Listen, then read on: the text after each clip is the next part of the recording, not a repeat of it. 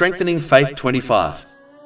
In a narration found in Jami' at-Tirmidhi, number 2324, the Holy Prophet Muhammad, peace and blessings be upon him, advised that the material world is like a prison for the believer and a paradise for the non-believer.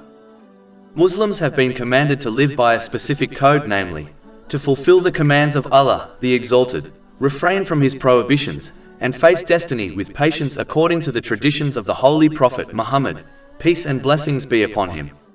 This will ensure they use the blessings they have been granted in ways pleasing to Allah, the Exalted. This duty also includes treating the creation in a way one desires others to treat them. Because of this code, Muslims are under constant supervision and fully believe that every deed is recorded and will be judged on the day of resurrection.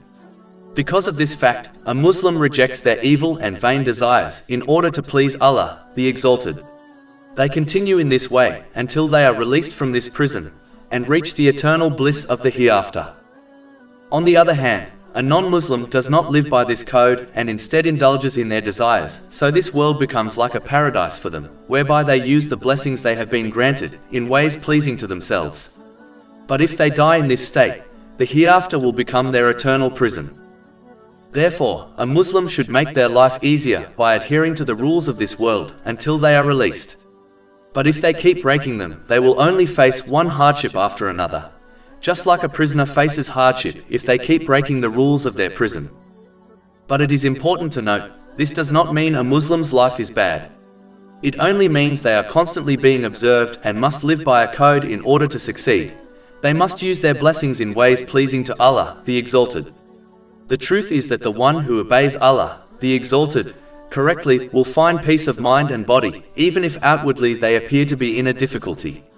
This is because Allah, the Exalted, the controller of hearts, places contentment in their heart.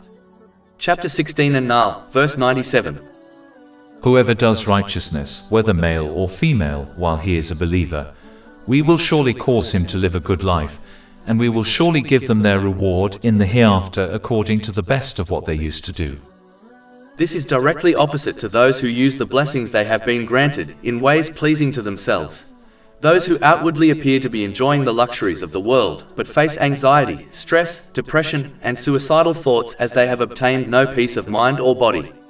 A Muslim should therefore never be fooled by outward appearances. Chapter 20 Taha, verse 124. And whoever turns away from my remembrance, indeed he will have a depressed, i.e. difficult life, and we will gather, i.e. raise him on the day of resurrection blind. Over 400 free ebooks, audiobooks, infographics, podcasts and blogs available on our website, www.shaykhpod.com.